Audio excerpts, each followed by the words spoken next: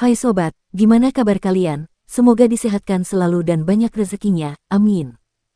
Jangan lupa untuk berlangganan. Dengan Anda berlangganan, Anda menjadi orang pertama di channel ini yang memiliki hak istimewa. Pada kesempatan kali ini, Sabta Novel akan melanjutkan Tales of Herding Gods episode 146-150. Untuk melihat video selengkapnya, sahabat bisa kunjungi playlist yang telah Mimin sediakan. Yuk mari, kita berimajinasi bersama dan masuk ke alur ceritanya.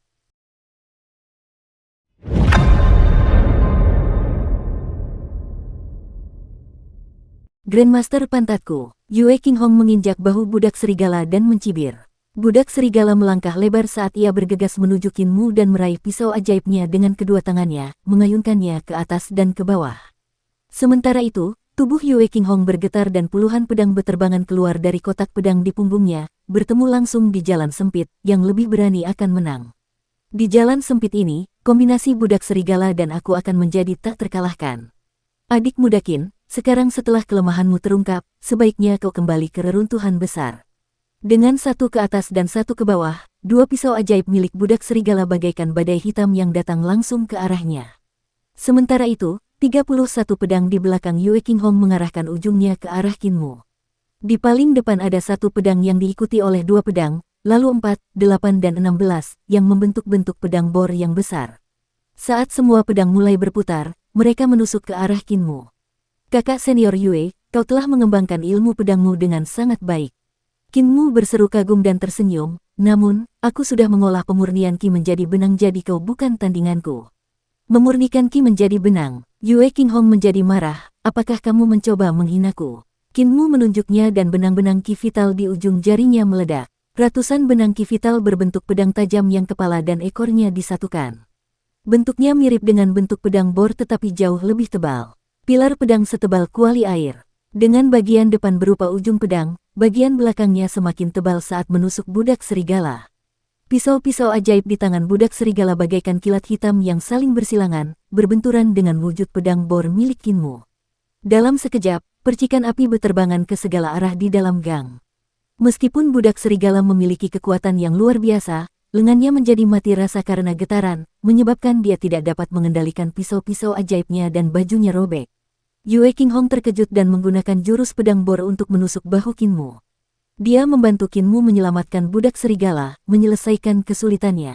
Qinmu tertawa pelan dan ujung jarinya dengan lembut menjentikkan ke atas, mengubahnya menjadi bentuk pedang jentik. Bentuk pedang bor yang menusuk ke arah budak serigala tiba-tiba berubah dan cahaya pedang yang tak terhitung jumlahnya berubah dari bentuk pedang bor menjadi bentuk pedang spiral. Namun, apa yang dia lakukan masih merupakan bentuk pedang jentik. Kedua jurus pedang itu sebenarnya telah dipadukan dengan sempurna olehnya tanpa ada sedikit pun halangan. Benang-benang Qi vitalnya yang tak terhitung jumlahnya melingkari wujud pedang bor Yue Qinghong dan suara berdenting yang tak henti-hentinya dapat terdengar. Wujud pedang bor yang dibangun oleh pedang-pedang terbang itu langsung hancur. Dalam sepersekian detik, ke-31 pedang itu tertusuk oleh benang-benang Qi vital yang tak terhitung jumlahnya, mengubahnya menjadi saringan-saringan pecah yang penuh dengan lubang-lubang kecil. Yue Qinghong berteriak dan budak serigala yang berada di bawah kakinya segera membuang kedua pisaunya, melompat untuk menendang Qinmu.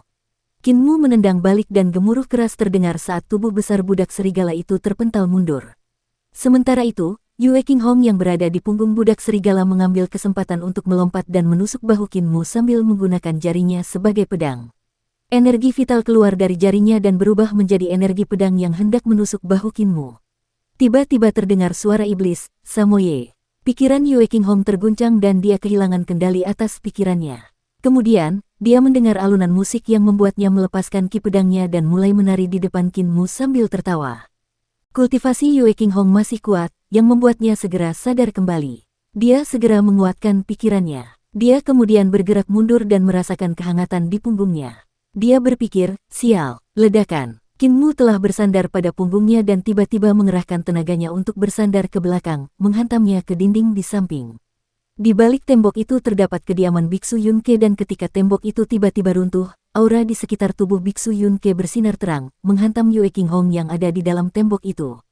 Dia tertawa keras, kakak senior Yue, biar aku tunjukkan cara mengalahkannya. Yue Qinghong yang sedang terbang di udara, memperingatkan dengan marah, Biksu, kau tidak berguna. Kau hanya akan dipukuli. Aku tidak berguna. Biksu Yunke meledak dan gerakannya ganas dan sombong. Mereka seperti naga dan gajah yang berlari kencang dan menyerang Qin Mu, menyebabkan batu-batu yang hancur di bawah kakinya berterbangan ke segala arah sementara ubin batu kapur hancur berkeping-keping karena kekuatannya yang luar biasa. Kakak senior, jangan pernah bilang kalau biksu itu tidak baik lagi. Biksu itu baik. Suara ledakan yang tumpul dan mencengangkan terdengar dari keempat telapak tangan Qin Mu dan Yunke yang saling beradu. Yunke tertawa dan berkata, orang yang bermarga Qin, kau tidak menyangka ini, kan? Aku telah mengolah keterampilan pedang Imperial Preceptor menjadi kekuatan telapak tanganku. Mudra 5 tingkat kekuatan perkasa milikku. Sebelum dia sempat menyelesaikan kalimatnya, dia tiba-tiba merasakan sebuah kekuatan yang dapat menumbangkan gunung-gunung dan menjungkirbalikkan lautan yang menghantamnya. Kekuatan itu sangat dahsyat dan menghancurkan ki vitalnya dengan mudah, mengalahkan mudra 5 tingkat kekuatan perkasa miliknya. Biksu Yunke mengerang pelan dan jatuh ke belakang. Ia kemudian mengeksekusi mudra penakluk setan gajah naga dan hanya mendengar gemuruh keras. Pakaian Yunke terbelah menjadi beberapa bagian dan berkibar ke atas seperti kupu-kupu putih yang menari di langit. Tubuhnya kini telanjang dan ia tidak memiliki sehelai benang pun yang dapat menutupi tubuhnya, apalagi celana pendek putihnya yang sudah compang kemping. Biksu Yunke melihat Qin Mu melancarkan pukulan lagi dan pukulan ini benar-benar menembus udara, menghasilkan suara gemuruh yang menggetarkan dunia. Ada percikan api yang menyertai pukulan itu, membuatnya tampak seperti kilat. Ketika pukulan itu bergemuruh, bola-bola kabut putih meledak di sekitar kepalan tangan dan menyebar ke segala arah. Omong kosong, hanya ada satu pikiran yang tersisa di benaknya saat ia menerima pukulan Qin Mu secara langsung. Seperti yang ia duga, celana pendek putih di bagian bawah tubuhnya terbelah menjadi beberapa bagian dan berubah menjadi kupu-kupu yang berterbangan. Ia benar-benar telanjang sekarang. Biksu Yunke terlempar mundur karena kekuatan yang tak tertandingi ini, namun, kultivasi biksu ini masih kuat sehingga ia bisa membalikkan tubuhnya di udara dan menghadap ke dinding. Percikan, dia membenturkan wajahnya ke dinding, sehingga pantatnya terlihat. Untung saja punggungku tidak menghadap tembok, Yunke menghibur dirinya sendiri dan pingsan karena senang. Qin Mu mengibaskan pakaiannya dan menyingkirkan semua debu di tubuhnya. Pada saat ini, suara gemetar yang malu-malu terdengar di belakangnya, saudara Qin. Qin Mu menoleh ke belakang dan melihat Wei Yong berjalan dari belakang gang sambil gemetar. Dia membawa kotak pedang dan kakinya masih gemetar. Saudara Wei, ada apa? Qin Mu bingung. Wei Yong membuka kotak pedangnya dan berkata dengan suara terisak, kau telah melawan arus, jadi aku harus menegakkan keadilan atas nama langit dan bertukar pukulan denganmu. Untuk membuatmu tahu betapa luasnya langit dan bumi, kalimat ini terlalu kejam, aku tidak berani mengatakannya. Qin Mu tidak tahu apakah harus tertawa atau menangis. Saudara Wei, apakah kamu ingin bertukar pukulan denganku? Sudah biasa bagi saudara senior dan saudara junior untuk bertukar pukulan, apalagi mengatakan bahwa kita telah melalui hidup dan mati bersama. Bagaimana dengan ini, kamu dan aku akan berhati-hati untuk tidak berlebihan. Baru pada saat itulah Wei Yong merasa tenang. Dengan pedang terbangnya yang berterbangan keluar dari tasnya, ia menenangkan diri dan berkata, Saudara Qin, jangan pukul aku sekeras yang kau lakukan pada biksu itu. Pedangnya mulai berputar dan dia mengeksekusi teknik pedang spiral yang diajarkan oleh Guru Kekaisaran Perdamaian Abadi. Sejak Guru Kekaisaran Perdamaian Abadi memberikan ceramah, ada banyak cendekiawan yang mempraktikkan 3 bentuk pedang dasar selama periode ini. Jelas bahwa Wei Yong juga memiliki beberapa pemahaman tentang hal itu. Para sarjana di Imperial College tidaklah bodoh dan mereka semua dapat memahami beberapa keajaibannya. Wei Yong mungkin sedikit gemuk tetapi pemahaman dan bakatnya tidak rendah dan memiliki pemahaman yang mendalam tentang 3 bentuk pedang. Dia memiliki dasar yang kuat dari pembelajaran mendalam yang diwariskan oleh keluarganya dan kemampuannya sendiri juga tidak lemah, tidak kalah dari Qin Yu. Qin Mu juga ingin melihat bagaimana kemampuannya, oleh karena itu, dia tidak menyerang tanpa ampun seperti yang dia lakukan pada Qin Yu dan malah menggunakan bentuk pedang spiral untuk beradu pedang dengannya. Kedua ilmu pedang mereka saling beradu dan mereka masing-masing mengalami transformasi sendiri saat mereka mengeksekusi teknik pedang rumit yang telah mereka pahami. Ketika para cendekiawan yang tidak jauh dari sana melihat ini, mereka tidak peduli dengan luka-luka di tubuh mereka karena semua tatapan mereka tertuju pada ilmu pedang mereka berdua. Keterampilan pedang Wei Yong sudah sangat luar biasa. Berasal dari keluarga Wei di Makam Sungai, ada seorang ahli hebat di keluarga Wei yang saat ini menjadi pejabat tinggi peringkat pertama, Adipati Wei. Adipati Wei adalah seorang ahli sekte dan memiliki pengabdian militer yang luar biasa. Ia pernah membasmi sebuah negara manusia dalam satu pertempuran, membasmi negeri sisa surga di perbatasan utara. Seluruh negeri sisa surga dibawa ke wilayah kedamaian abadi. Itulah sebabnya ia dilantik sebagai adipati. Wei Yong tidak memiliki posisi tinggi di keluarga Wei, tetapi dia telah bekerja keras sejak dia masih muda. Ajaran keluarga Wei sangat mendalam dan kemampuannya dianggap luar biasa di antara generasi muda keluarga Wei. Sementara itu, bentuk pedang spiral yang sama, ada lebih banyak transformasi dalam keterampilan pedang Kinmu. Itu bukan hanya teknik pedang tetapi juga memiliki keajaiban keterampilan tinju yang tercampur di dalamnya. Ketika Kinmu bertukar pukulan dengannya, itu lebih terlihat seperti seorang kakak laki-laki yang membimbing adik laki-lakinya, memberinya petunjuk untuk memahami kedalaman ilmu pedang. Ketika Wei Yong sudah cukup memahaminya, dia akan beralih ke jurus berikutnya. Tidak lama kemudian, mereka saling bertukar 3 jurus dan Wei Yong menghela napas lega. Kepercayaan dirinya tumbuh pesat dan dia tersenyum, "Saudara Qin, kamu bisa menggunakan kekuatan penuhmu. Aku ingin melihat seberapa besar perbedaan di antara kita." Kinmu tersenyum tipis dan tiba-tiba mengubah jurusnya. Saat ilmu pedangnya menusuk, dia menggunakan jurus Sun Xin Refining yang Soul in the Sky untuk menyerang Wei Yong dan membuatnya kehilangan akal sehatnya, menyebabkan dia harus segera menstabilkan pikirannya. Kinmu membalikkan tangannya dan menggunakan mudra kebebasan iblis surgawi lainnya yang langsung menyebabkan Wei Yong kehilangan pertahanan jiwanya dan dijatuhkan oleh Kinmu dengan satu pedang. Kinmu menyebarkan ki vitalnya dan membantunya berdiri sambil tersenyum, "Saudara Wei, permisi." Wei Yong memanjat dan melihat sekeliling. Ia melihat bahwa separuh dari cendekiawan di kediaman cendekiawan telah kalah sementara separuh lainnya takut untuk maju. Ia tersenyum, "Dibandingkan dengan yang lain, keadaanku terbilang baik. Benar, aku pernah mendengar orang lain mengatakan bahwa bahumu memiliki kelemahan. Bagaimana mungkin ketika mereka tahu kelemahanmu, mereka tetap tidak bisa menyakitimu? Mengetahui kelemahan saya adalah satu hal, sedangkan mampu mengatasinya adalah hal lain." Kinmu berkata, "Jika itu adalah pertarungan di alam yang sama, hanya akan ada 2 atau 3 orang di seluruh Imperial Chollege, termasuk direktorat, yang dapat menemukan kesempatan untuk menyerang kelemahanku." Wei Yong terdiam. Kinmu melihat sekeliling dan melihat bahwa kediaman sarjana kembali hancur total. Beberapa pekerja serabutan itu menatapnya dengan penuh kebencian. Dia segera meminta maaf kepada beberapa pekerja serabutan itu dan berkata, "Saudara Wei, saya masih harus pergi ke lantai catatan surgawi. Saudara-saudara senior dan saudari-saudari senior, saya tidak bisa terus menemani kalian semua, selamat tinggal." Setelah mengatakan ini, dia berjalan keluar. Tak seorang pun di kediaman cendekiawan yang berani menghalanginya sekarang. Yue Qinghong berdiri dari reruntuhan dan menatap Kinmu yang berjalan keluar dari kediaman sarjana sambil mendesah pelan, "Dia adalah kakak laki-laki dari kediaman sarjana kita." Menabrak, tiba-tiba sebuah dinding runtuh dan debu memenuhi udara. Di antara awan debu, Biksu Yunke segera bergegas pergi dengan satu tangan menutupi bagian depan tubuhnya dan tangan lainnya menutupi pantatnya. Dia berlari kembali ke halamannya dan bergegas ke ruang tengah sebelum membanting pintu hingga tertutup. Banyak cendekiawan ingin tertawa tetapi mereka tidak berani. Setelah beberapa saat, suara Biksu Yunke terdengar, Saudara-saudara senior di luar, biksu malang itu tidak punya pakaian tersisa di sini. Satu-satunya set pakaian diambil oleh rubah dan dia tidak mau mengembalikannya kepadaku. Apakah ada yang punya pakaian cadangan untuk diberikan kepada biksu malang itu? Aku akan meneteskan air mata rasa terima kasih."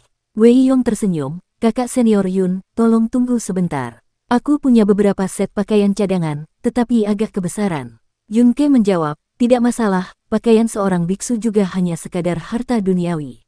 Kanselir Basan keluar dari kamar Wei Yong dan menghitung dalam hati, Chen Wanyun termasuk salah satunya, saudara muda Qin termasuk salah satunya, selain itu, Qin Yu dari keluarga Qin dan si gendut kecil juga tidak buruk. Yue Qinghong dan Yunke juga ahli dalam bidang mereka masing-masing. Dengan cara ini, akan ada 6 orang yang dipilih untuk menjadi akademisi kekaisaran. Seharusnya tidak sulit bagi saya untuk membimbing mereka dalam kultivasi mereka. Namun, selain dari kediaman cendekiawan, ada juga cendekiawan dari alam 5 elemen di taman kerajaan. Saya tidak bisa memihak satu dan mendiskriminasi yang lain, jadi saya harus memilih beberapa cendekiawan dari taman kerajaan juga, agar kaisar tidak mencari masalah dengan saya. Orang-orang yang dipilihnya untuk diajar adalah semua cendekiawan yang telah mencapai alam 6 arah. Jika mereka telah mencapai alam 6 arah, mereka akan menjadi praktisi seni ilahi dan jalan mereka pada dasarnya sudah ditetapkan, dengan begitu dia tidak akan dapat mengajar mereka sesuai dengan kemampuan mereka lagi. Kanselir Basan keluar dari kediaman cendekiawan dan datang ke taman kerajaan di sampingnya. Ada banyak pangeran, putri, dan bangsawan, dengan yang baik dan yang jahat berbaur bersama. Namun, mereka semua memiliki faksi yang rumit. Para pangeran dan putri kerajaan adalah anak-anak kaisar, sedangkan para pangeran dan putri adalah anak-anak raja. Selain para pangeran dan putri yang memperebutkan posisi raja, ada juga perebutan kekuasaan antara para pangeran dan putri kerajaan, yang benar-benar membuat pusing. Inilah yang paling membuat Kanselir Basan jengkel, tetapi dia tidak punya pilihan lain. Kalau tidak, dia akan menyinggung keluarga kekaisaran, yang pasti akan menimbulkan masalah baginya. Mengapa tidak menanyakan pendapat pangeran kedua? Dia membuat keputusan dan pergi untuk bertanya kepada pangeran kedua. Ling Yusu terkejut dan gembira. Basan adalah seorang direktorat Imperial Chollege dan jabatannya di Imperial Chollege hanya berada di bawah Rektor Agung. Kemampuannya sangat dalam dan tak terukur yang tidak akan kalah dari pejabat tinggi peringkat pertama di Istana Kekaisaran atau guru sekolah, guru sekte, dan guru sekte dari sekte besar manapun. Dia adalah salah satu eksistensi teratas di dunia saat ini. Jika saya bisa mendapatkan ajarannya, tentu itu akan menjadi hal yang baik. Pangeran kedua tampaknya keliru. Kanselir Basan melihat kegembiraan di wajahnya dan langsung tahu bahwa dia salah paham. Saya hanya mengajar para cendekiawan yang berada di alam enam arah dan di bawahnya. Saya tidak tahu banyak tentang taman kerajaan, jadi saya ingin pangeran kedua merekomendasikan dua cendekiawan. Ekspresi Ling Yusu berubah sedih. Jumlah sumber daya yang diterima sang putra mahkota jauh lebih banyak daripada pangeran kekaisaran lainnya. Sebagai seorang pangeran kekaisaran seperti dia, karena dia bukan putra mahkota, jumlah perawatan yang dia terima setelah dia lahir jauh lebih sedikit daripada putra mahkota. Meskipun para pangeran dan putri kekaisaran dapat memasuki Imperial Chollege untuk berkultivasi tanpa mengikuti ujian, sang putra mahkota memiliki tidak kurang dari 6 guru tingkat master sekte untuk memberikan pengetahuan mereka kepadanya. Lebih jauh, sang kaisar akan mengajarinya secara pribadi dari waktu ke waktu. Bahkan direktorat akan turun tangan untuk mengajarinya. Putra mahkota tidak hanya diajarkan berbagai macam seni bela diri tingkat atas, ia juga diajarkan cara menjadi seorang kaisar agar mampu mengendalikan semua pejabat sipil dan militer. Ia bahkan harus berteman dengan para kanselir istana kekaisaran untuk membentuk istana kekaisaran kecilnya sendiri. Bagi para pangeran dan putri kekaisaran lainnya, bahkan jika mereka ingin bercita-cita naik tahta, mereka tidak memiliki kemampuan untuk bersaing seperti ini. Kemampuan Kanselir Basan setara dengan kemampuan eksistensi tingkat master aliran sesat, jadi meskipun tidak dapat dibandingkan dengan apa yang diterima putra mahkota, masih jauh lebih baik untuk dapat menerima ajarannya. Hanya saja Kanselir Basan hanya mengajar para sarjana alam embrio roh dan alam 5 elemen sehingga sudah sewajarnya tidak ada tempat baginya. Ling Yusu menahan kekecewaan di hatinya dan tersenyum. Pemahaman dan bakat adik perempuan ketujuhku semuanya terbaik dan bahkan guru kerajaan berkata dia memiliki bakat luar biasa saat bertemu dengannya. Bakatnya bahkan melampaui bakatku meskipun dia sedikit suka bermain-main. Dengan ketegasan Kanselir Basan, kau dapat membantuku menguatkannya dan sedikit mengubah kepribadiannya. Kanselir Basan tercengang, putri ketujuh. Dia benar-benar sedikit suka bermain-main, yang menghambat kemajuan dalam kultivasinya. Direktorat itu tidak mempersulitnya dalam hal statusnya sebagai putri kekaisaran, tetapi dia akan sangat menderita jika dia bersamaku. Tatapan Ling Yusu berkedip dan dia berpikir dalam hati, kakak ketujuh, kamu terlalu dekat dengan orang terlantar itu dan aku tidak bisa menjamin kamu tidak akan melakukan sesuatu yang akan mencemarkan nama baik keluarga kekaisaran kita. Kali ini kamu akan keluar dari gunung, kamu akan dapat pergi jauh dari kinmu itu dan ketika kamu melihat lebih banyak bakat muda, kamu akan dapat melupakan orang terlantar itu. Kakak melakukan ini untuk kebaikanmu sendiri agar tidak membiarkanmu menempuh jalan yang salah. Pangeran kedua, apakah ada orang lain dalam pikiranmu? Kanselir Basan bertanya lagi. Ling Yusu berpikir sejenak dan berkata, Ling Mingyu, Pangeran Mingyue. Putra Raja Taisan, Ling Mingyu. Kanselir Basan tersenyum, ia juga menunjukkan potensi yang besar. Saya mendengar Anda dan Pangeran Mingyu memiliki hubungan yang buruk, jadi mengapa Anda merekomendasikannya? Ling Yusu tersenyum, hubunganku dengan Mingyu tidak baik hanya karena Raja Taisan mendukung kakak laki-lakiku. Namun, bakat dan pemahaman Mingyu memang yang terbaik di antara yang lain di Royalty Spark. Kanselir Basan menganggukkan kepalanya, Pangeran kedua berbudi luhur. Kalau begitu, aku akan membiarkan Pangeran kedua memberitahu mereka tentang kabar baik ini dan meminta mereka datang ke kediaman cendekiawan untuk menemuiku. Ling Yusu sangat gembira. Ia tahu bahwa Kanselir Basan telah memberinya kesempatan ini untuk menggait Pangeran Mingyu dan segera pergi. Ling Yuxiu dan Pangeran Minyu datang ke kediaman cendekiawan dan selain mereka, ada juga Qin Yu, Chen Wanyun, Yun Ke, Wei Yong dan beberapa cendekiawan lainnya. Kanselir Basan berkata, saya telah berdiskusi dengan Kanselir Agung untuk menguji akademisi kekaisaran di atas para sarjana dan kalian semua akan dipilih sebagai akademisi kekaisaran sementara. Mulai hari ini dan seterusnya, kalian semua hanya akan pergi ke Paviliun Saint Seni, Aula Asureyang, Lantai Rahasia Militer, Aula Elemen Arai, Paviliun Musik Surgawi untuk mendengarkan ceramah, belajar melukis, kaligrafi, kerangka berpikir, seni perang, seni formasi, dan temperamen. Kalian akan belajar yang lain dari saya dan saya akan mengajar kalian sesuai dengan kemampuan kalian, yang berbeda dari para sarjana lainnya. Setelah beberapa tahun, itu akan tergantung pada kemampuan kalian untuk melihat apakah kalian bisa menjadi akademisi kekaisaran. Itu benar, dia melihat sekeliling dan tersenyum. Kalian semua juga punya kakak laki-laki atau mungkin kalian harus memanggilnya paman senior. Dia adalah akademisi kekaisaran pertama di Imperial College kita dan saya sudah membicarakannya dengan Kanselir Agung. Saya telah melaporkannya kepada kaisar dan pengangkatan kaisar akan segera turun. Semua orang saling memandang dengan cemas. Akademisi kekaisaran pertama, siapa sebenarnya dia? Yue Qinghong dan Biksu Yun Ke segera menatap Chen Wanyun dan melihat ekspresinya campur aduk. Kanselir Basan berkata, kali ini saya akan membawa putri ketujuh keluar untuk berlatih selama beberapa hari, sedangkan untuk yang lainnya, kalian harus menunggu sampai waktu berikutnya. Putri Kekaisaran, kalian dapat pergi ke lantai catatan surgawi untuk memilih beberapa gulungan kuno tentang teknik dan seni ilahi. Yang lainnya akan tinggal. Semua orang terkejut dan gembira.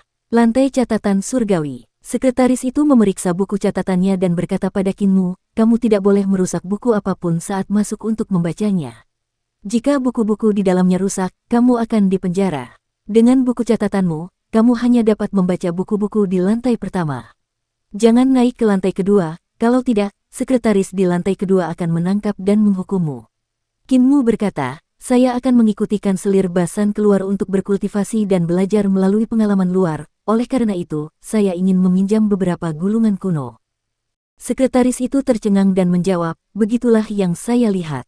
Kanselir Basan memiliki hak istimewa, oleh karena itu, murid-muridnya dapat meminjam 5 gulungan kuno. Anda dapat masuk untuk memilih gulungan-gulungan kuno itu dan mencatatnya di sini bersama saya. Qinmu melangkah masuk ke lantai dan melihat puluhan ruangan di lantai tersebut. Setiap ruangan sangat luas dan terdapat prasasti yang ditempel di pintu setiap ruangan. Gulungan kuno di ruangan-ruangan ini harus diklasifikasikan menurut prefekturnya. Semua teknik, keterampilan, dan seni ilahi dari sekte-sekte di daerah ini akan disimpan di ruangan yang mewakilinya. Qinmu melangkah masuk ke ruangan tempat tablet Lisu digantung. Dia hanya melihat selusin rak buku dan gulungan kuno diletakkan di rak buku. Ada juga berbagai nama sekte yang tertulis di tablet yang digantung di rak buku. Selain sekte, ada juga nama keluarga bangsawan. Tidak banyak orang di ruangan itu. Hanya ada 2 atau 3 cendekiawan yang duduk di lantai dan mengangkat gulungan kitab mereka untuk dibaca. Ada juga beberapa pintu kecil di samping dan Qinmu melangkah maju. 2 pintu terkunci dari dalam dan masih ada 1 pintu yang tidak terkunci. Dia mendorong pintu hingga terbuka dan sedikit terkejut. Di balik pintu ini terdapat sebuah ruangan seluas 7 ar. Ruangan itu jauh lebih besar daripada ruangan tempat mereka berada, tetapi tidak ada apapun di dalamnya. Mungkinkah itu tempat bagi para sarjana untuk mempraktikkan teknik, keterampilan, dan seni ilahi mereka? Qinmu datang ke depan rak buku dan mengambil sebuah gulungan sambil menundukkan kepalanya untuk melihatnya. Dia tercengang, ternyata ada begitu banyak sekte di prefektur Lizu. Pada gulungan itu tertulis teknik awan merah dari sekte awan merah Lizu. Ada juga beberapa gulungan di sampingnya yaitu keterampilan pedang awan merah, 4 formasi awan merah, rahasia pil awan merah, dan lain sebagainya. Qinmu membacanya sekilas dan memang ada beberapa hal unik dalam teknik sekte awan merah. Begitu seseorang mempelajari teknik ini, ki vital mereka akan berubah menjadi awan merah dan setiap kali mereka bergerak, seluruh langit akan dipenuhi awan merah. Sementara itu, mereka akan dapat menyembunyikan pedang terbang di antara awan merah dan musuh biasanya akan terkena karena penglihatan mereka dikaburkan oleh awan merah. Meskipun teknik awan merah tidak buruk, namun tetap saja tidak bisa dianggap ajaib. Dia meletakkan teknik awan merah dan melihat beberapa kali pada keterampilan pedang awan merah sebelum meletakkannya kembali. Keterampilan pedang awan merah adalah satu set sistem dengan teknik awan merah. Hanya mereka yang telah mengolah teknik awan merah yang dapat mengolah keterampilan pedang awan merah. Dia kemudian melihat 4 formasi awan merah dan keterampilan formasi ini juga mengharuskan seseorang untuk mengolah teknik awan merah dan keterampilan pedang awan merah agar dapat mengolah 4 formasi awan merah. Rahasia pil awan merah juga diulas sekilas olehnya dan isinya terutama tentang seni penyempurnaan pil. Masih ada beberapa resep yang layak dirujuk, namun, ada juga beberapa resep yang jelas bermasalah karena toksisitasnya belum sepenuhnya teratasi. Dia mengembalikan gulungan-gulungan sekte awan merah ke rak buku lalu mengeluarkan satu set gulungan tebal lainnya. Gulungan kuno keluarga Kekaisaran Yuyuan. Qin Mu tercengang dan membacanya berulang-ulang sambil berpikir, bukankah gulungan kuno sekte Lizu ada di rak buku ini? Dari mana Kekaisaran Yuyuan ini muncul? Itu benar, apa hubungan antara Kekaisaran Yuyuan dan Yuyuan Cuyu? Mungkinkah Lizu sebelumnya bukan wilayah Kekaisaran Perdamaian Abadi dan termasuk dalam kekaisaran bernama Yuyuan? Hati Qin Mu sedikit tergerak. Yuyuan Cuyu adalah hakim muda Lizu dan Yuyuan adalah nama keluarganya. Dia berkata bahwa dia juga memiliki saudara laki-laki bernama Yuyuan Cuyun yang merupakan pejabat di ibu kota. Mungkinkah mereka adalah mantan bangsawan Kekaisaran Yuyuan? Jabatan resmi Yuyuan Cuyu tidaklah rendah dan memiliki status yang tinggi di usia yang begitu muda, dia seharusnya mendapat dukungan yang kuat. Lizu terletak di wilayah tengah selatan Kekaisaran Perdamaian Abadi. Jadi tampaknya jumlah negara yang dianeksasi Kekaisaran Perdamaian Abadi tidaklah sedikit. Qin Mu membolak-balik buku pelajaran Kekaisaran Yuyuan Empire, dan meskipun gulungan kuno milik keluarga kerajaan Yuyuan tidak lengkap, namun buku-buku itu jauh lebih baik daripada milik Sekte Awan Merah. Buku pelajaran Kekaisaran Yuyuan Empire disebut Chengdu Zaitian Misteri Teknik yang merupakan sistem yang hampir lengkap. Ilmu pedangnya disebut Sunset Sword Skill. Qin Mu membacanya sekilas dan memutuskan untuk memilih set gulungan kuno ini. Untuk keterampilan pedang, dia hanya mengolah bentuk pertama dari gambar pedang yaitu pedang menginjak gunung dan sungai. Akan tetapi, konsumsi ki dari pedang menginjak gunung dan sungai terlalu besar dan jika dia bertemu musuh pada waktu normal dan menggunakan keterampilan pedang ini, satu gerakan akan menghabiskan hampir semua ki vital Qin Mu. Jika ada lebih banyak musuh, itu akan buruk baginya. Oleh karena itu ia membutuhkan keterampilan pedang kelas 1. Ilmu pedang matahari terbenam dari Kekaisaran Yuyuan merupakan ilmu pedang kelas 1 yang menarik baginya. Baru saja sekretaris itu berkata aku boleh memilih 5 gulungan kuno, aku mungkin harus pergi dan mencari lebih banyak lagi. Qin Mu memeriksa rak buku lainnya dengan saksama dan tidak menemukan apapun yang disukainya. Tidak ada teknik dari sekte lain yang sebagus teknik mendalam Chengdu Zaitian milik Kekaisaran Yuyuan. Dia mencari ke seluruh ruangan satu persatu dan menemukan beberapa teknik kelas 1 yang membuatnya penasaran.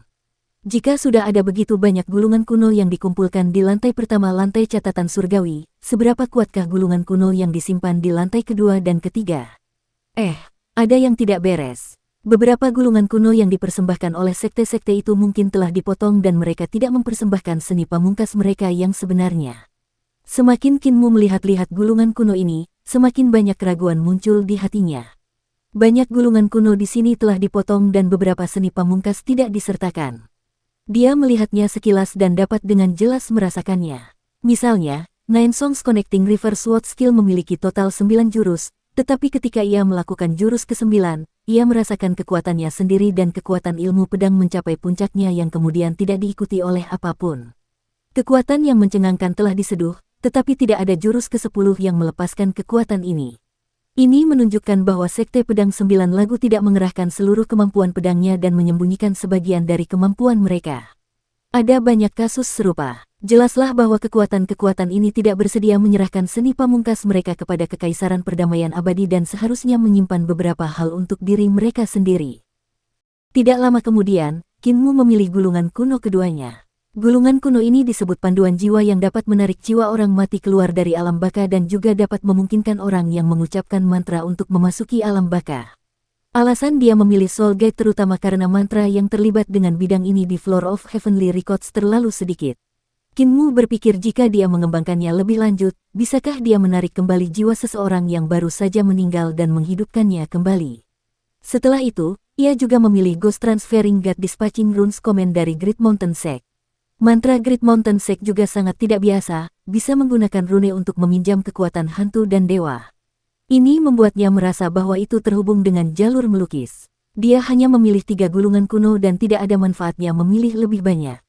Sudah ada cukup banyak teknik yang harus dia kembangkan dan selain fakta bahwa teknik dan keterampilan dalam kitab suci iblis surgawi pendidikan agung sebanyak rambut lembu. Dia perlu menghabiskan banyak waktu untuk memahaminya, oleh karena itu, dia tidak perlu memilih terlalu banyak. Kinmu membawa 3 gulungan kuno untuk menemui sekretaris itu dan sekretaris itu mencatat gulungan kuno dan tablet bukunya sebelum mengizinkannya meninggalkan lantai catatan surgawi.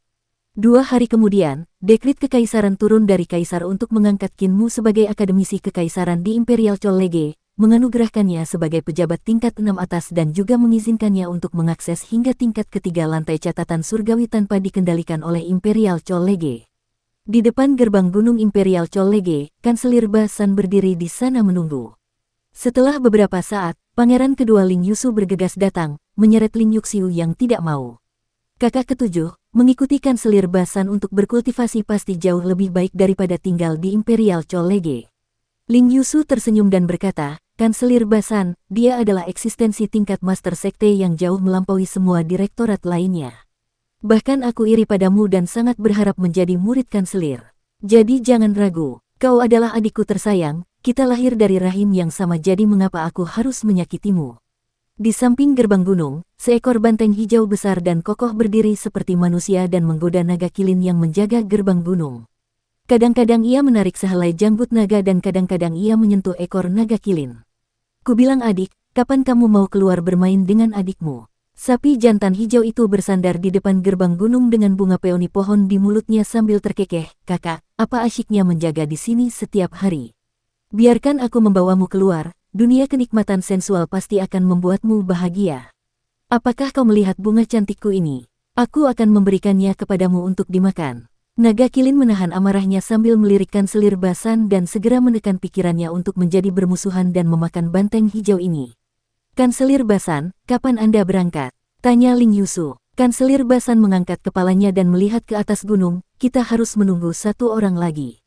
Dia pasti sudah turun. Ling Yusu menatap adiknya di sampingnya dan merasa agak bangga pada dirinya sendiri, untung saja aku cepat tanggap.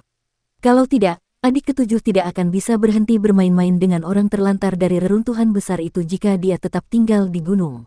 Sekarang mereka sudah terpisah jauh, dia tidak akan punya kesempatan lagi. Ling Yuxiu adalah saudara kandungnya yang lahir dari ayah dan ibu yang sama, oleh karena itu, tentu saja dia menjaganya dengan segala cara yang mungkin. Di matanya, semua pangeran dan putri lainnya adalah pesaingnya dan hanya Ling Yuxiu yang merupakan saudara perempuannya yang paling disayanginya, oleh karena itu, dia tidak bisa membiarkan orang jahat memiliki kesempatan. Saat Ling Yusu sedang memikirkannya, dia mendongak dan melihat seorang pemuda berjalan menuruni gunung sambil membawa banyak barang. Ada barang-barang seperti kapak, pisau pembantai babi, tongkat bambu dan dia juga membawa ransel besar dengan rubah putih berjongkok di atasnya. Orang ini sepertinya sedang melarikan diri. Apakah dia berencana untuk melarikan diri menuruni gunung? Ling Yusu berpikir dalam hati. Kanselir Basan melihat Kinmu dan akhirnya menghela napas dan tersenyum, semua orang ada di sini. Ling Yusu tak kuasa menahan gemetarnya dan menatap Kanselir Basan sambil tergagap, orang yang ditunggu guru adalah dia. Kanselir Basan menganggukkan kepalanya dan menghancurkan sedikit delusi yang ada dalam hatinya. Di sisi lain, Ling Yuxiu sangat gembira dan menatap kakaknya yang tercengang dengan bangga. Niat kecil kakaknya tentu saja tidak bisa disembunyikan darinya. Ling Yuxiu ragu-ragu dalam hatinya dan ingin bertanya kepada Kanselir Basan apakah dia bisa mengundurkan diri, tetapi tidak baik baginya untuk mengatakannya. Guru Basan, bolehkah aku berkultivasi bersamamu? Ling Yusu masih belum menyerah dan langsung bertanya. Kanselir Basan menggelengkan kepalanya, pangeran kedua, kultivasimu terlalu tinggi dan kau telah mencapai alam 7 bintang. Kau sudah tua dan jalanmu sudah ditentukan oleh karena itu aku tidak dapat mengajarimu. Jangan khawatir, putri ketujuh tidak akan menderita bersamaku, kau bisa kembali. Ling Yusu tidak tega untuk kembali dan berdiri di sana sambil melotot ke arah Kinmu. Kinmu bingung, dia tidak tahu bagaimana dia telah menyinggung pangeran ini. Kanselir Basan mengumumkan dengan suara berat, karena semua orang sudah ada di sini, ayo kita pergi. Kinmu segera berkata, guru, tunggu sebentar. Kanselir Basan berhenti dan berbalik untuk melihat. Kinmu berjalan ke depan naga kilin dan banteng hijau yang sangat kuat itu segera mundur dan menatapnya dengan hati-hati. Kinmu tidak memperdulikannya dan menahan napas sambil mengeluarkan botol giok. Dia membuka tutup botol giok dan meletakkannya di bawah hidung naga kilin. Naga kilin ini langsung lumpuh di tanah olehnya. Banteng hijau besar itu segera melompat jauh dan menatapnya dengan ketakutan. Kinmu segera menutup kembali tutup botol dan rubah kecil itu meniupkan angin kencang untuk menghilangkan bau aneh yang keluar, barulah Kinmu terengah-engah. Hulinger kemudian mengeluarkan botol lain dari ransel dan menyerahkannya kepada Kinmu. Kinmu membuka botol itu dan tercium bau asam yang menyengat. Dia kemudian menuangkan cairan ke dalam botol itu ke mulut naga kilin. Itu adalah sari buah lemon. Naga kilin mungkin lumpuh dan tidak bisa bergerak, tetapi lidahnya akan terus mengeluarkan ludah saat bersentuhan dengan rasa asam lemon. Hulinger buru-buru mengeluarkan botol giok dari tasnya dan Kinmu mengambilnya lalu meletakkannya di bawah sudut mulut naga kilin untuk menampung air liurnya. Setelah 10 botol, air liur naga kilin ini akhirnya habis dan tidak ada lagi air liur yang keluar. Kinmu berdiri dan tersenyum, "Guru, Suster Yuxiu, kita bisa pergi sekarang." Kanselir Basan melirik naga kilin yang lumpuh dan bertanya dengan rasa ingin tahu, "Untuk apa kamu mengumpulkan air liur naga?" Kinmu menjelaskan, "Ini adalah obat ajaib untuk menyembuhkan luka luar. Jika Anda memiliki luka tusuk atau pedang, mengoleskannya pada luka dapat membantu meregenerasi daging dan membuang sel kulit mati.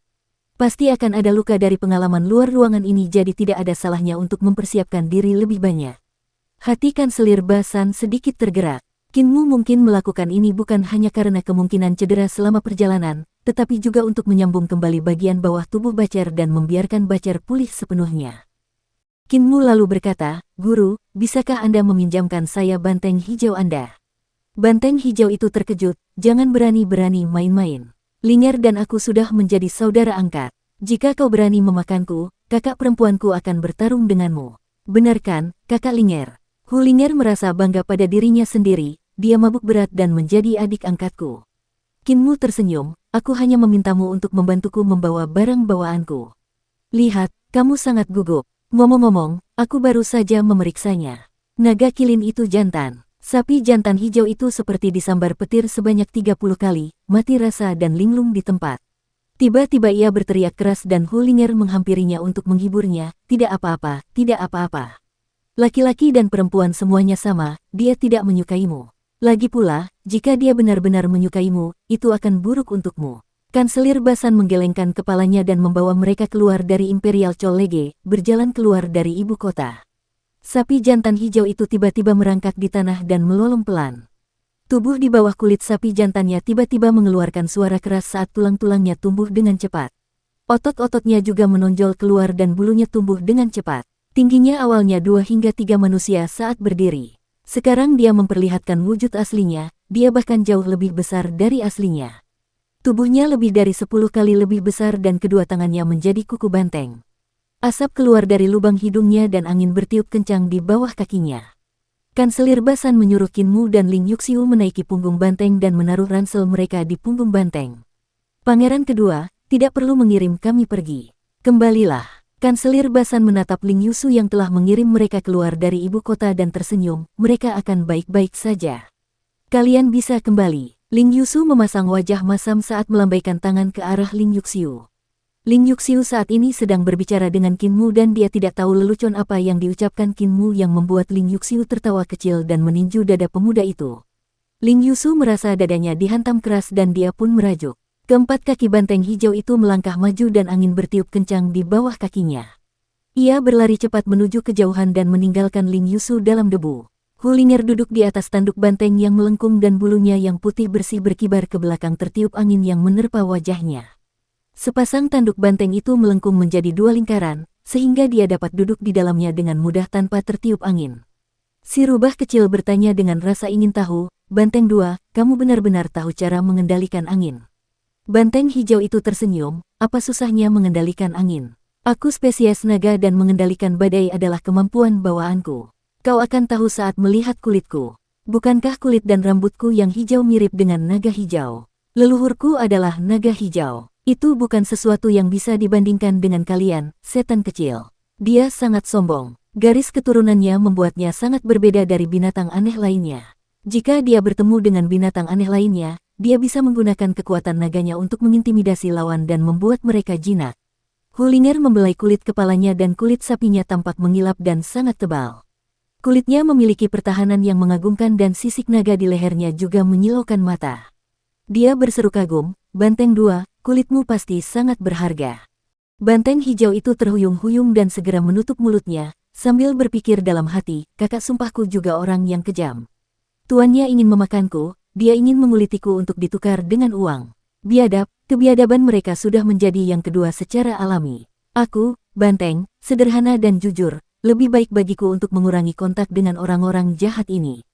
Hanya saja aku mabuk karenanya dan menjadikannya kakak sumpahku, jatuh ke dalam rencana jahatnya. Ling Yuxiu menoleh dan bertanya kepada Rektor Basan, Guru, kemana kita akan pergi untuk mendapatkan pengalaman? Di balik tembok besar, Kanselir Basan saat ini sedang membaca gulungan kuno Qinmu dan dia menyerahkannya dan bahkan tidak mengangkat kepalanya untuk menjawab, kekaisaran di Barbar. Ling Yuxiu terlonjak kaget, Barbarian di Empire. Dia telah lama mendengar tentang situasi pahit di medan perang Barbarian di yang telah melampaui imajinasi mereka. Hati Qinmu sedikit tergerak dan menatap ke arah Kanselir Basan, kakak senior, apakah kau sudah menemukan bagian bawah tubuh kakek jagal? Kanselir Basan menganggukkan kepalanya, tubuh bagian bawah guru direnggut oleh sekte kecil. Sekte kecil ini dimusnahkan oleh sekte dukun kekaisaran Barbarian di Istana Emas Roland.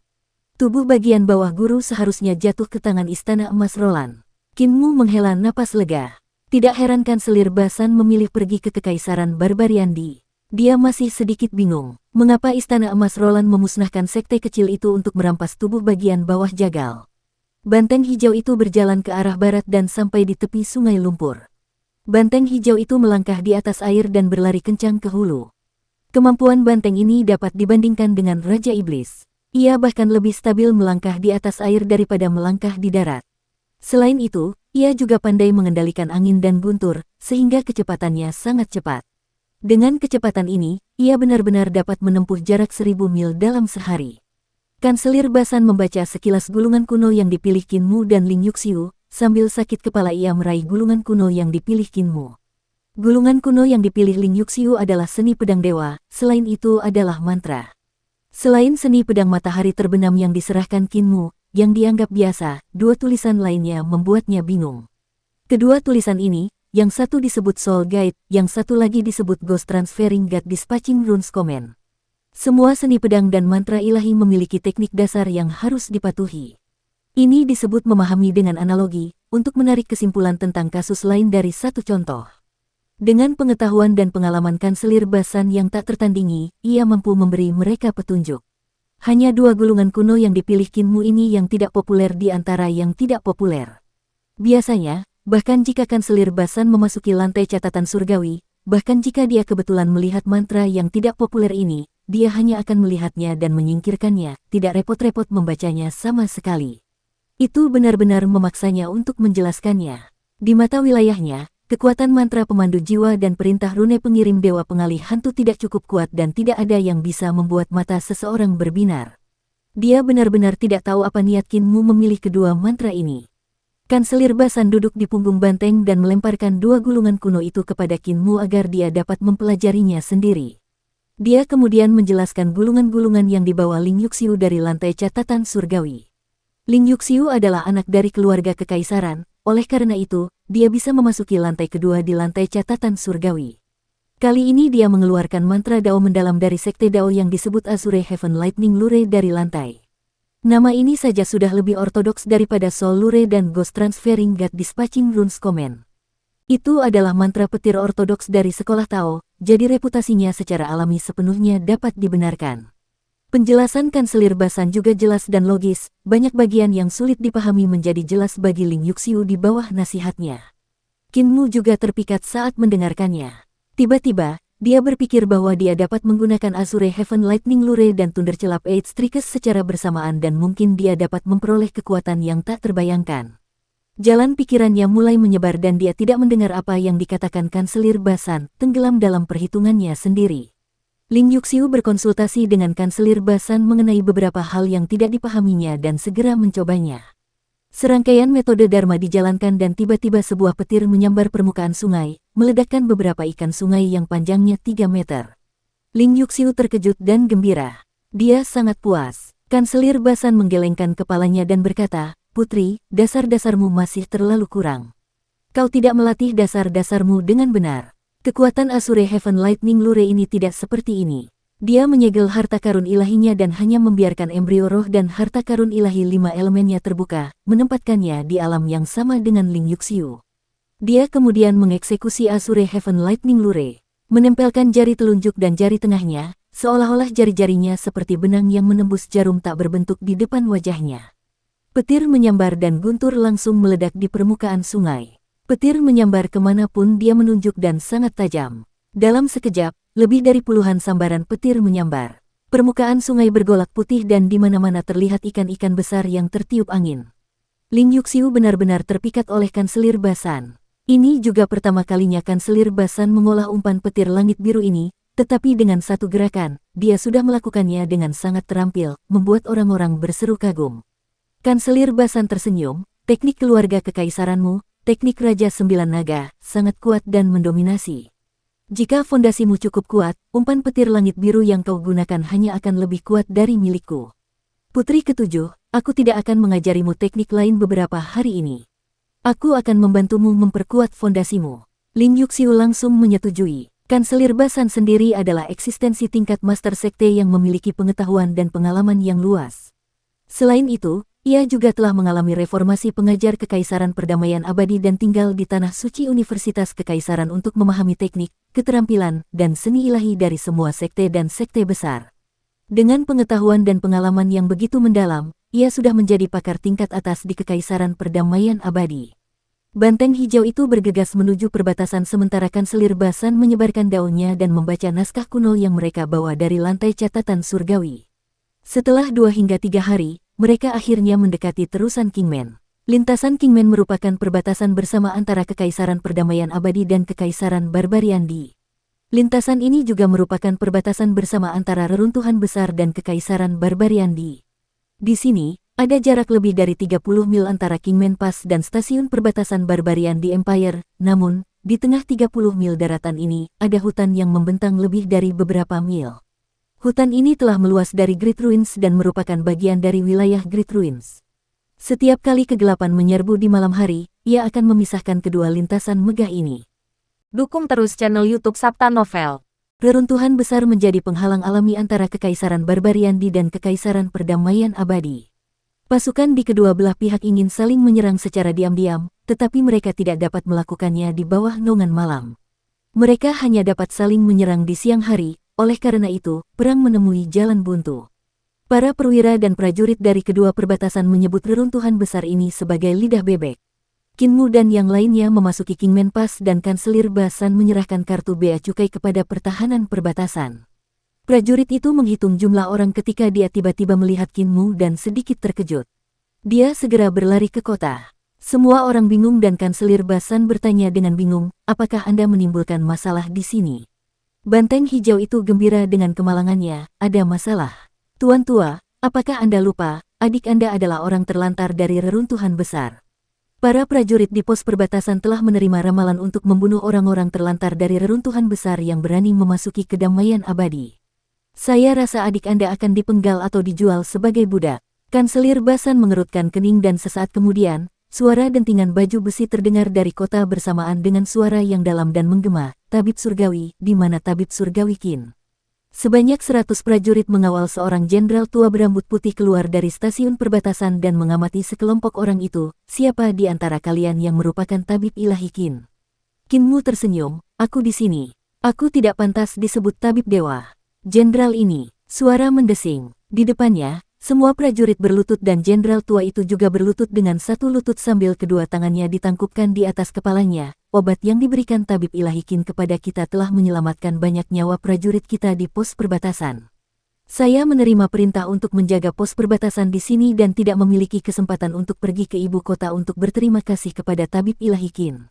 Saya tidak pernah berharap Tabib Ilahi Qin datang mengunjungi kami secara pribadi. Terimalah penghormatan dari kami semua prajurit. Qinmu segera mengangkat tangannya dan berkata, bangunlah, Jenderal. Apakah pil serangga pemurni yang murni milikku efektif? Jenderal Bian berdiri dan rambut putihnya bergoyang saat dia mengangguk, efektif, sekarang dukun kekaisaran barbar tidak dapat melukai prajurit pasukan kita dengan mantra mereka lagi. Tidak ada seorang pun di seluruh Kingman Pass kita yang tidak berterima kasih atas kebaikan hati Tabib Dewa.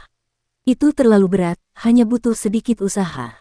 Kinmu tersenyum, Jenderal Bian, ini Kanselir Basan dari perguruan tinggi kekaisaran kita, ini putri ketujuh. Bian Zenyun berkata, saya pernah mendengar nama Kanselir Basan, dan sekarang setelah melihatnya, dia memang luar biasa. Adapun putri ketujuh, ekspresinya sedikit berubah dan mencibir, apa yang dilakukan sang putri di tempat terpencil dan sunyi ini. Jika sesuatu terjadi padanya, siapa yang akan bertanggung jawab? Kanselir Basan tersenyum, sayalah yang ingin mengajak mereka keluar untuk mencoba. Semoga Jenderal Bian mempermudah segalanya bagi kita. Ekspresi Bian Zenyun melembut dan berkata dengan enggan, demi tabib dewa, aku akan mempermudah ini untukmu. Kanselir berencana membawa mereka ke Kinmenpas untuk mendapatkan pengalaman. Kanselir Basan menggelengkan kepalanya, itu kekaisaran barbar. Bian Zenyun terlonjak kaget dan berteriak, kau mencoba memasuki kekaisaran barbarian di.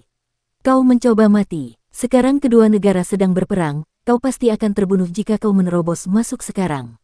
Terlebih lagi, sang putri bersamamu. Jika sesuatu terjadi padanya, seluruh Imperial Chollege akan dieksekusi. Kanselir Basan tersenyum, dengan kehadiranku, tidak akan terjadi apa-apa. Aku juga punya mata dan telingaku sendiri di kekaisaran barbarian di. Bian Zenyun mencibir, kenapa aku begitu peduli? Itu urusan universitas kekaisaranmu. Bahkan jika sesuatu terjadi, universitas kekaisaranmu harus bertanggung jawab. Tabib Ilahi Qin, silakan masuk. Ling Yuxiu merasa khawatir. Kanselir Basan telah memberitahu mereka bahwa itu adalah pelatihan di luar tembok besar dan awalnya dia mengira mereka akan pergi ke perbatasan. Dia tidak pernah menyangka bahwa Kanselir Basan sebenarnya ingin pergi ke kekaisaran barbarian di. Namun, dia selalu berani dan bahkan mengikuti Qin Fei Yue ke reruntuhan besar. Sekarang mendengar bahwa mereka akan pergi ke kekaisaran barbarian di, dia sedikit khawatir tetapi kegembiraannya lebih besar.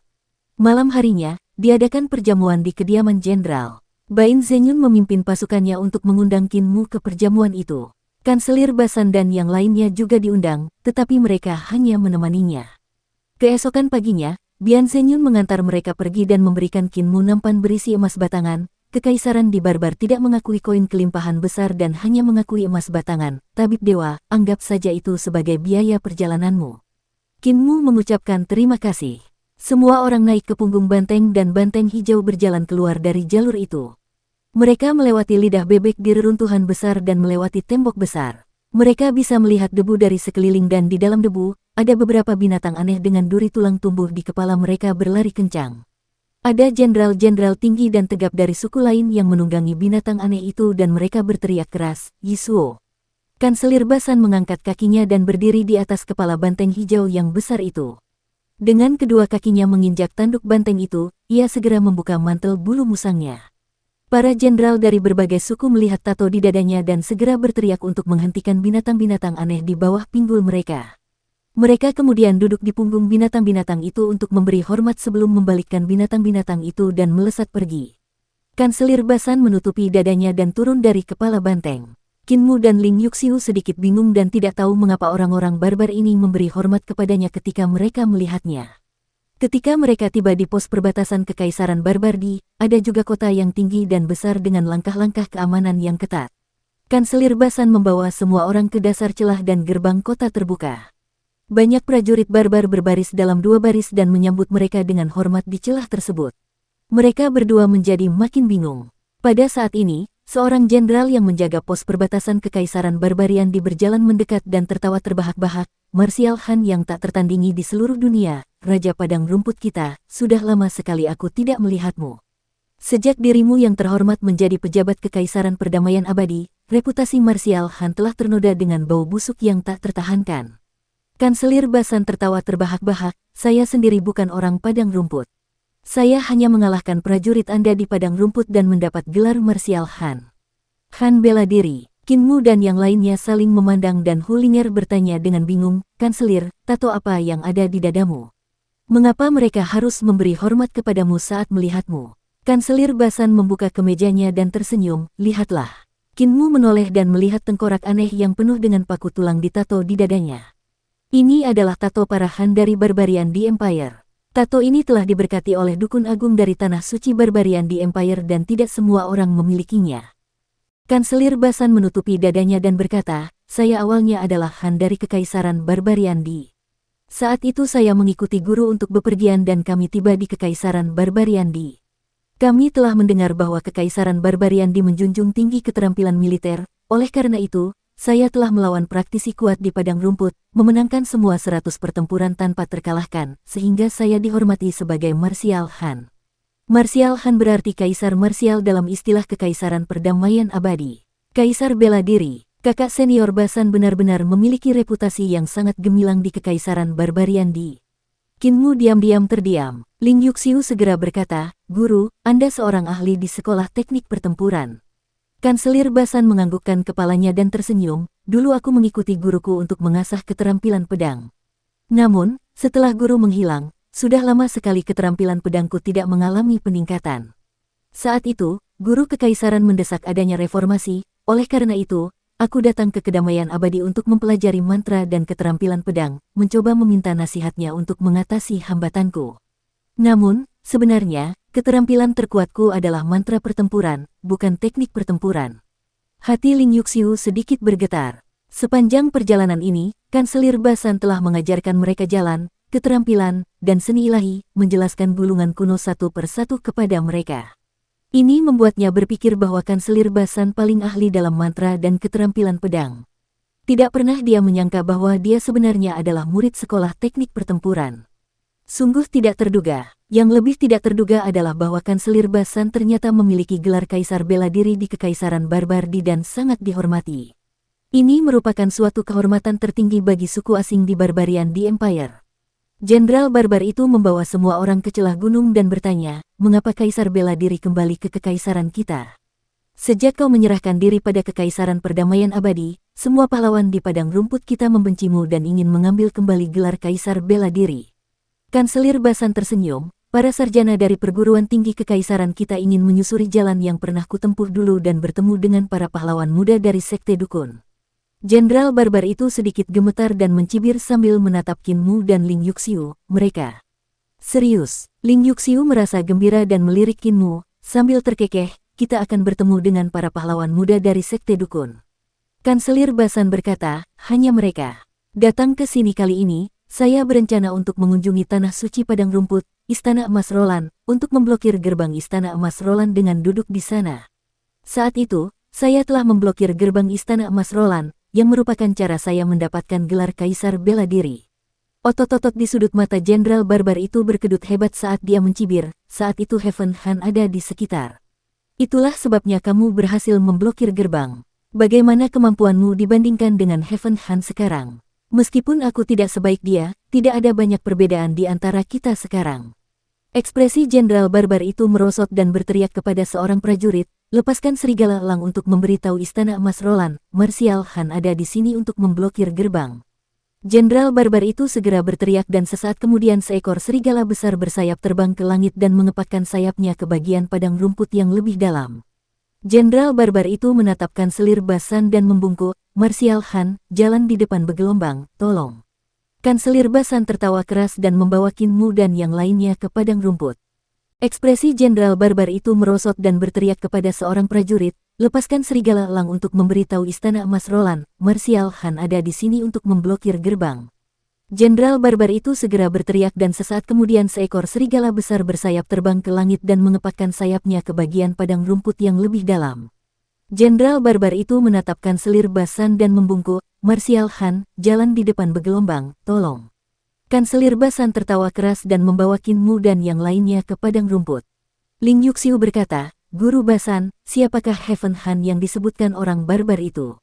"Guruku, pisau surga." Kanselir Basan menatap ke langit dan berkata dengan tenang, "Saat itu dia membawaku ke Istana Emas Roland untuk memblokir gerbang dan dihormati sebagai Kaisar Langit di balik tembok besar. Kakek Jagal benar-benar sangat mengesankan di masa lalu." Kinmu terkejut. Jagal memiliki sifat pemarah dan selalu terlihat marah. Ketika dia pergi ke kuil nenek untuk menjual daging, dia terlihat seperti iblis yang ganas dengan dua pisau dapur di tangannya dan membuat banyak gadis muda di reruntuhan besar menangis. Dia benar-benar memiliki gelar Heaven Han di masa lalu. Heaven Han berarti Kaisar Langit dan betapa menakjubkannya gelar Kaisar Langit. Bagaimana mungkin gelar itu hanya digunakan untuk menakut-nakuti gadis-gadis muda hingga menangis? Kinmu tidak dapat membayangkan betapa mendominasinya Bacer di masa lalu. Hulinger bergumam, "Kaisar bela diri di balik tembok besar, Kaisar Langit di balik tembok besar, sungguh mengesankan." Padang rumput itu luas tetapi jarang penduduknya. Kadang-kadang mereka berjalan setengah hari dan bahkan tidak dapat melihat satu desa pun. Mereka menatap langit yang tak berawan. Hijaunya padang rumput menyatu dengan warna biru langit. Pemandangan yang indah itu membuat mereka merasa segar. Kanselir Basan tampak kasar, tinggi dan sangat tegap, sedikit mirip dengan pria di padang rumput. Jika mereka melewati sebuah desa, para penggembala akan maju untuk mengusulkan bersulang. Mereka semua sangat ramah. Kekaisaran Perdamaian Abadi memiliki 3 sekte besar. Sekte nomor 1 di jalan yang benar, Sekte Dao. Sekte nomor 1 di agama Buddha, Biara Petir Besar. Sekte nomor 1 di jalan iblis, Sekte Iblis Surgawi. Ketika malam tiba, mereka tiba di sebuah desa untuk menetap. Kanselir Basan duduk di samping api unggun dan berkata, namun, di padang rumput, tanah suci nomor 1 adalah Istana Emas Roland, sekte dukun terbesar. Dukun Agung Istana Emas Roland memiliki posisi yang sangat tinggi di padang rumput dan semua han di padang rumput itu dianugerahi kekuasaan monarki oleh Dukun Agung Istana Emas Roland. Jika han tua itu meninggal dan putranya ingin menggantikannya, putranya harus pergi ke Istana Emas Roland untuk meminta Dukun Agung menganugerahkan kekuasaan monarki kepadanya. Ling Yuxiu berkata, dulu Kekaisaran Perdamaian Abadi kita juga seperti ini.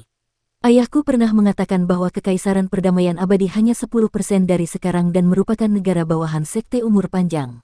Saat itu keluarga Lingku juga bukan keluarga kekaisaran. Saat itulah pemimpin sekte-sekte umur panjang merasa lelah dengan kaisar dan menggulingkannya, memilih leluhurku sebagai kaisar dan mengubah dinasti secara langsung. Setelah itu, keluarga Lingku berusaha keras untuk membangun kekaisaran yang kuat dan diam-diam memperluas diri, akhirnya menyingkirkan sekte umur panjang. Begitulah cara kami tumbuh lebih besar. Qin Mu sedikit terkejut, dia tidak tahu bahwa Kekaisaran Perdamaian Abadi memiliki masa lalu seperti itu.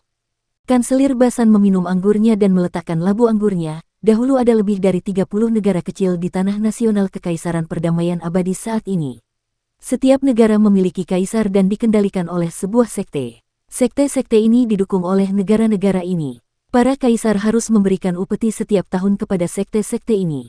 Sekarang sekte-sekte tersebut telah menjadi pengikut kekaisaran. Wajar jika sekte-sekte ini tidak senang karena itu mereka akan memberontak ketika mereka memiliki kesempatan. Ada juga cukup banyak sekte di luar tembok besar tetapi kekuatan terbesar dan terkuat adalah Istana Emas Roland. Para han dari semua negara mengakui kesetiaan kepada Istana Emas dan sama sekali tidak ada cara bagi sekte lain untuk melawan Istana Emas. Qin Mu berkata, kakak senior, bagaimana kekuatan Istana Emas Roland dibandingkan dengan 3 sekte besar? Kanselir Basan berkata dengan tenang, mereka hampir sama saja. Mata Qin Mu berbinar. Memblokir gerbang Istana Emas Roland sama saja dengan memblokir gerbang Gunung Sekte Dao dan gerbang Gunung Biara Petir Besar, orang bisa membayangkan kesulitannya. Namun, kali ini pergi ke Istana Emas Roland bukan untuk memblokir gerbang melainkan untuk mencuri sesuatu. Kanselir Basan terkekeh, adik laki-laki, putri, kalian berdua akan memblokir gerbang sementara aku masuk ke istana untuk mencuri sesuatu. Saat aku berhasil mendapatkannya, kita akan segera pergi. Putri, aku akan meningkatkan latihan dasarmu beberapa hari ini. Ini agar kau bisa melepaskan kekuatan teknik Raja Sembilan Naga secara maksimal. Ling Yuxiu sedikit khawatir. Keesokan harinya, mereka melanjutkan perjalanan, tetapi kali ini Kanselir Basan menyuruh mereka berjalan kaki. Sambil berjalan, ia menyuruh Ling Yuxiu melakukan teknik yang telah dipelajarinya. Kanselir Basan memiliki mata yang tajam dan dia dapat mengetahui kekurangan Ling Yuxiu hanya dengan sekali pandang. Dia kemudian memerintahkan Ling Yuxiu untuk memperbaiki dirinya sendiri dan berlatih berulang kali. Ini adalah pertama kalinya Ling Yuxiu menderita begitu banyak. Meskipun dia cerdik dan cakap di masa lalu, itu adalah hasil dari pendidikan keluarga kekaisaran. Namun dalam hal seni bela diri dan seni ilahi, dia tidak begitu pekerja keras. Kali ini Kanselir Basan membawanya untuk memoles dasar-dasarnya dan membuatnya berlatih dengan tekun sehingga ia mampu melepaskan kekuatan teknik Raja Sembilan Naga. Teknik Sembilan Naga Raja adalah teknik terbaik dari keluarga kekaisaran. Setelah perbaikan dari Istana Kekaisaran dan menduduki lokasi tempat berkumpulnya Sembilan Naga, Ki dari Sembilan Naga yang bertahan di kota kekaisaran memiliki efek ajaib yang memungkinkan anak-anak dari keluarga kekaisaran seperti Ling Yuxiu untuk mengolah teknik ini 2 kali lebih cepat. Kultivasi Ki vital Ling Yuxiu tidak rendah, hanya saja dasar-dasarnya tidak kokoh. Lebih dari 10 hari kemudian, dia dipoles oleh Kanselir Basan menjadi orang yang benar-benar berbeda dengan kemampuannya meningkat pesat. Teknik Raja Sembilan Naga sendiri merupakan salah satu teknik seni mantra dewa, dan titik terkuat dari seni mantra dewa terletak pada kekuatan ledakan, misalnya, seni mantra dewa api. Kanselir Basan mengulurkan tangannya dan menunjuk, lalu menembakkan bola api yang terbang sejauh 300 mil. Bola api itu hanya seukuran kepalan tangan, tetapi tiba-tiba meledak dan kobaran api meluas beberapa ribu kali lipat dan padang rumput dalam radius puluhan meter hancur oleh ledakan itu. Tanah terbakar hitam dan bahkan ada tanda-tanda batu mencair di pusat ledakan. Teknik Raja Sembilan Naga memiliki pencapaian yang sangat mendalam di jalur mantra. Beberapa orang mengatakan bahwa aliran mantra dan aliran teknik pertempuran adalah dua aliran yang sangat berbeda, tetapi sebenarnya tidak ada banyak perbedaan antara mantra dan teknik pertempuran, sebaliknya, keduanya dapat saling dioperasikan. Kanselir Basan meminjam palu besi besar dari Ling Yuxiu dan berkata, "Putri, lihat baik-baik. Adik laki-laki, datang dan hadapi aku." Ki vital Kinmu meledak dan pedang pelindung juniornya terlempar dari sarungnya, menusuk ke arah Kanselir Basan. Kanselir Basan mengayunkan palu yang merupakan palu besar yang diberikan Kinmu kepada Ling Yuxiu. Pada saat ini, api yang berkobar benar-benar keluar dari kepala palu dan bertabrakan dengan pedang pelindung junior. Ledakan. Sebuah ledakan dahsyat meledak dari kepala palu, menghempaskan pedang pelindung junior. Api berkobar di sekitar Kanselir Basan dan hanya sepetak rumput tempat dia berdiri yang masih hijau. Ling Yuxiu terkejut dan segera melihat titik-titik krusialnya. Kanselir Basan telah menyembunyikan seni dewa api di dalam palu besar dan ketika pedang pelindung junior bersentuhan dengannya, seni dewa api itu meledak dan menerbangkan pedang pelindung junior.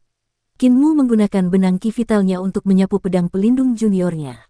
Dengan cahaya pedang yang menyala, dia menyerang Kanselir Basan. Jarak di antara mereka berdua agak jauh dan Kanselir Basan mengayunkan palu besi ke atas dan ke bawah, dengan setiap pukulan berhasil menangkis pedang pelindung junior dengan sempurna. Ledakan bergemuruh terjadi setelah setiap serangan dan gelombang panas melonjak dengan sangat mengejutkan. Jantung Ling Yuxiu berdebar kencang. Kanselir Basan menunjukkan padanya cara bertarung yang belum pernah terpikirkan sebelumnya, menggabungkan teknik bertarung dan mantra dengan sempurna dan menjadi sangat kuat. Pedang pelindung junior Kinmu terus-menerus terhempas karena ia sangat mengaguminya. Kanselir Basan pertama kali mempelajari pisau surga dari Bacer sebelum pergi ke Kekaisaran Perdamaian Abadi untuk mempelajari mantra. Itu akhirnya membawanya ke jalannya sendiri. Dengan mengeksekusi mantra dan teknik bertarung dengan cara ini, Kanselir Basan juga telah menunjukkan jalan bagi Kinmu. Gelar Kaisar Bela Diri sungguh pantas. Menggabungkan dua macam metode kultivasi menjadi satu, bahkan kemampuan Kanselir Basan tidak lebih baik dari Jagal, dia sudah dapat dianggap sebagai master generasi ini. Kanselir Basan menarik kembali keterampilan palunya dan mengembalikan palu merah membara itu kepada Ling Yuxiu dan berkata, "Aku tidak dapat mencapai alam ekstrim dengan mengolah pisau seperti guruku, oleh karena itu, aku hanya dapat mengambil jalan alternatif. Pisau guru dapat membelah langit dan bumi. Dia dapat menebas langit, dan menghancurkan semua seni ilahi dengan satu pisau tetapi aku tidak dapat melakukannya. Itulah sebabnya aku mengambil kesempatan untuk memasuki Imperial College selama reformasi Imperial Preceptor untuk mempelajari seni ilahi mantra, mencoba membuat terobosan. Putri Yuxiu, kamu memiliki dasar teknik Raja Sembilan Naga, yang terbaik bagimu adalah mengikuti jalanku."